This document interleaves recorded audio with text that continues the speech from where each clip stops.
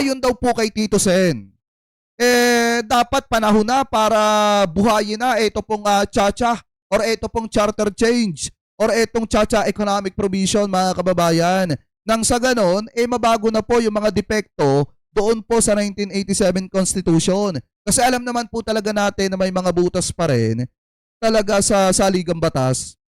Lalo na yung 1987 Constitution kasi medyo may katandaan na, mga kababayan, at kailangan na baguhin o amyendahan na. Kasi nagagawa nga ng Korte Suprema, mga kababayan, naggalawin yung sinasabi ng saligang batas pagdating po sa issue ng impeachment, lalo na nung si Sara Duterte na ang pinag-uusapan. So ngayon, ayon po kay Senate President Soto, pabor sa Chacha matapos daw pumadismaya sa desisyon ng Supreme Court kaugnay daw po ng impeachment versus VP Sara Duterte. So ito i-play po natin.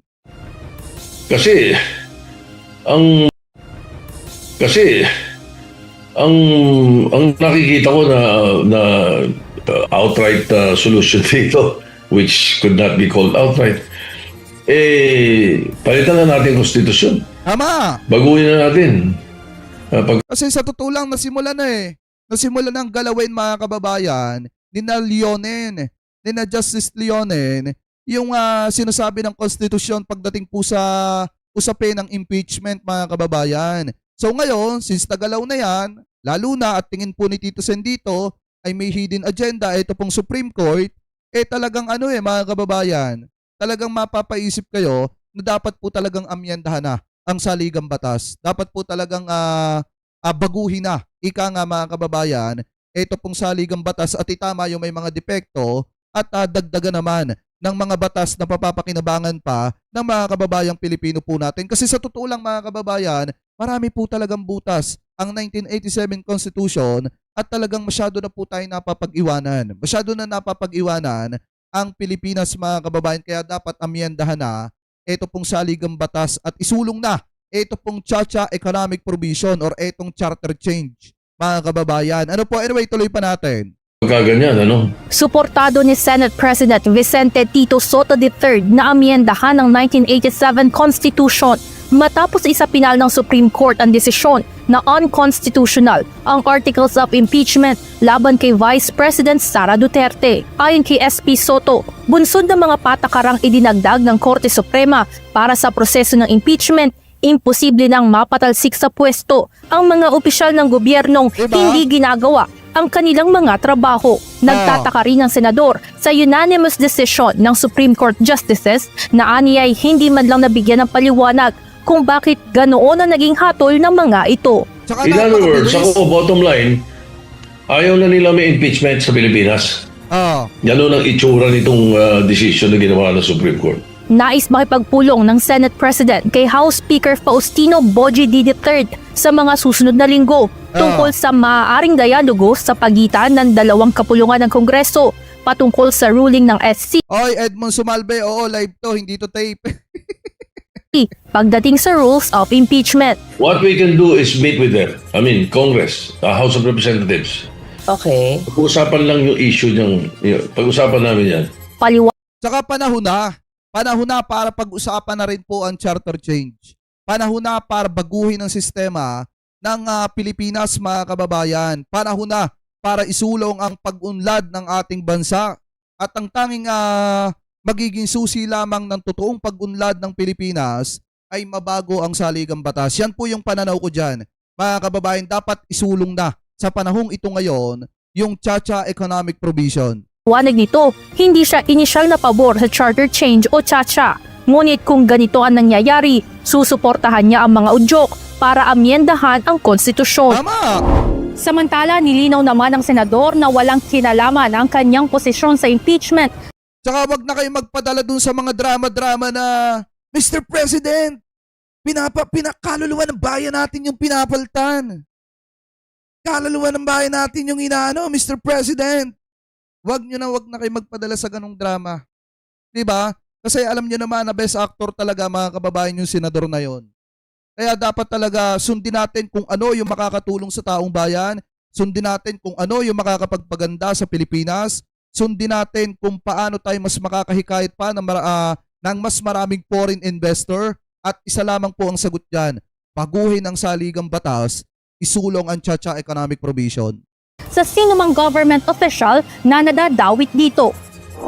Walang personalidad dito whether it's the impeachment of the filed impeachment for President Marcos or Vice President Duterte. It's nothing to do with that. Even if somebody files an impeachment to any of the members of the Supreme Court, walang kinalaman yung aking punto dito. Paliwanag nito, ang kanyang punto ay ang prinsipyo ng legislation na nasa kamay ng mga mambabatas.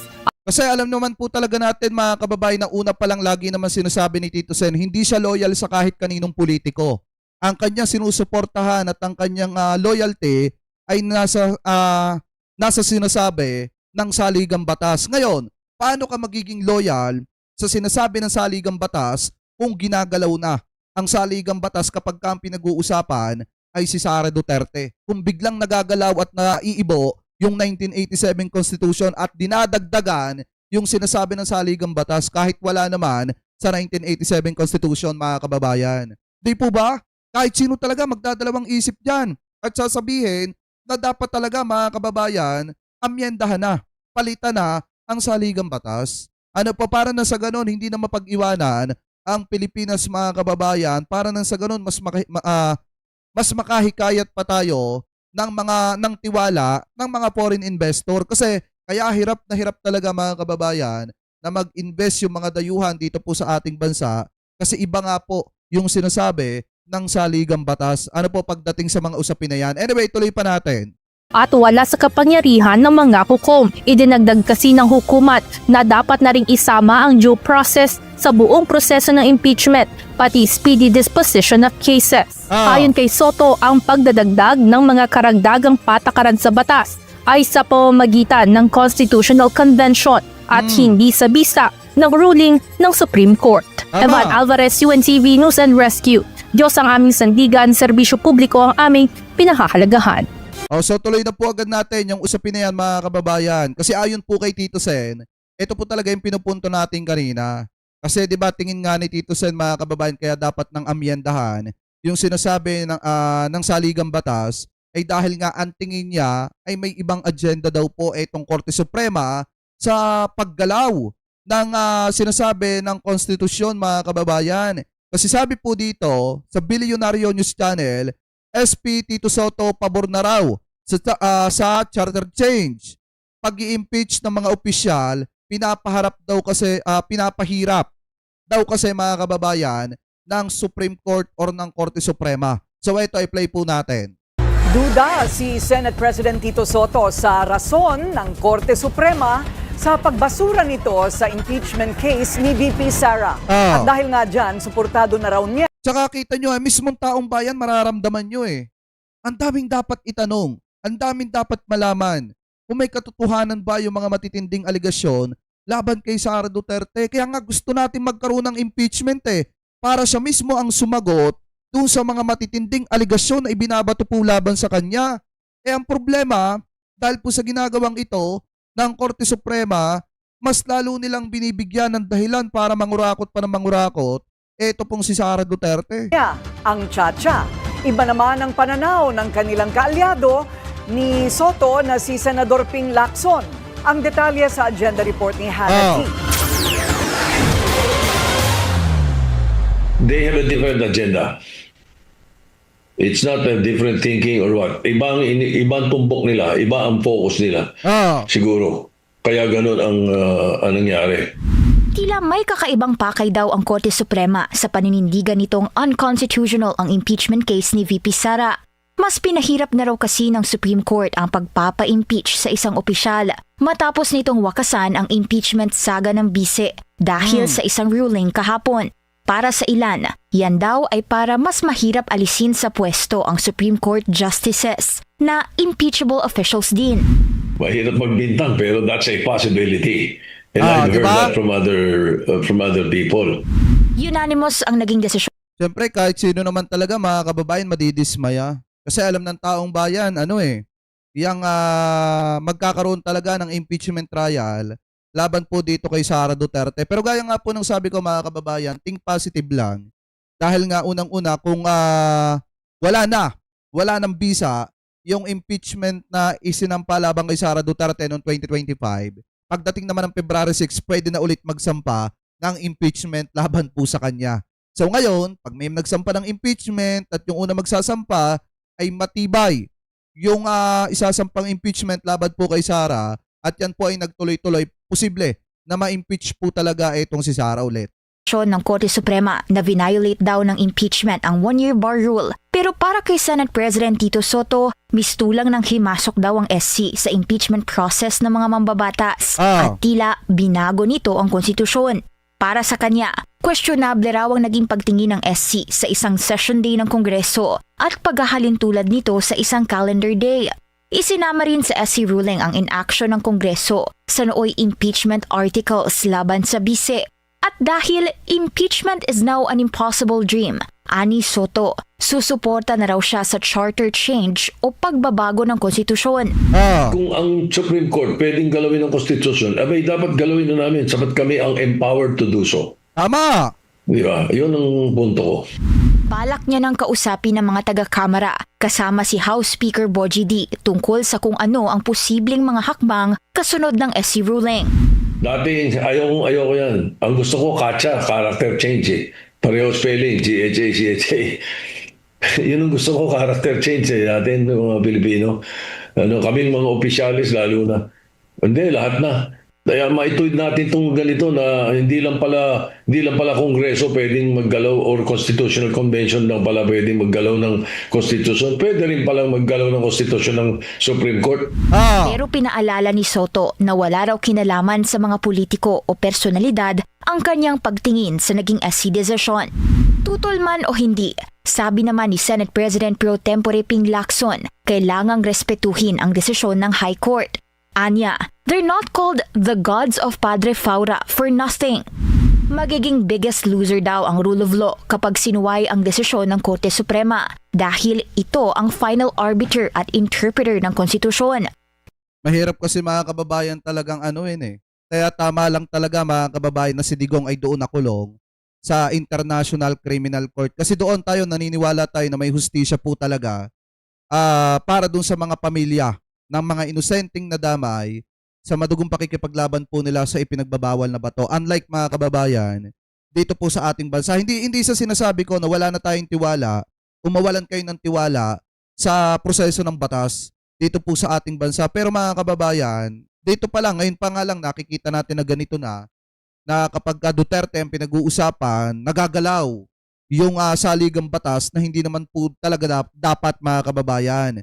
So ngayon, kung mapapansin po ninyo, talagang ang maliwanag dito, matibay pa rin talaga ang mga Duterte pagdating po dito sa Korte Suprema. Si Lacson ang kaisa-isang nag-abstain sa nooy motion para i-archive ng Senado ang impeachment complaint laban sa bise. Matapos ang nooy desisyon ng SC na unconstitutional ito. Dahil sa pagpapatibay ng SC sa desisyon nito, mananatiling archived ang mga reklamo. Inimpeach ng Kamara si VP Sara noong February 5, 2025 sa mga paratang na misuse of public funds, betrayal of public trust at iba pa. May dalawa ring impeachment articles ngayong nakabinbin sa Kamara laban kay Pangulong Bongbong Marcos. Tanong ni Soto, uusad kaya ito sa Senado o matutulad din ito sa impeachment saga ni VP Sara? Para sa agenda, Hannah T. Billionario News Channel. O kaya talaga mga kababayan ako, pabor ako sa sinasabi ni Tito Sen na dapat talagang baguhin na ang sinasabi ng saligang batas. Kasi yung usapin ng impeachment mga kababayan mukhang malabo na po talagang mangyari yan. Lalo na at biglang nagbabago at biglang nagagalaw ang sinasabi ng saligang batas. Kaya pala ganun na lamang katindi mga kababayan. Kung mapapansin po ninyo kapag ka iniimbitahan sa pagdinig ng Kamara de Representantes, etong si Sara Duterte, hindi talaga siya pumupunta. Kung pumunta man siya mga kababayan, wala siyang ibang sinasabi kung hindi yung mga bagay-bagay na labas naman sa usapin ng dapat niya talagang sagutin mga kababayan. So ngayon, dahil pala, baka alam ni Sara Duterte mga kababayan na lagi silang mananalo. Dahil nga, may mga ganito na nangyayari at may mga ganitong senaryo na kayang galawin ng saligang batas once na si Sara Duterte o mga Duterte yung pinag-uusapan. ganun kalakas mga kababayan ng mga Duterte sa Korte Suprema. Allegedly. Ano po kasi tuwing may problema, doon sila tumatakbo mga kababayan eh. Yun ang ginawa na nilang takbuhan. Na kung tutuusin, talagang hindi naman dapat lagi-lagi. Hindi po ba mga kababayan? So ngayon, kayo, ano masasabi nyo? Hingil po dito sa pananaw na ito ni Tito Sen. Sa inyong palagay, dapat po ba na napapanahon na po ba na galawin ang saligang batas at isulong na ito pong charter change? So comment below na lamang po kung ano po masasabi nyo. Hingil po dyan.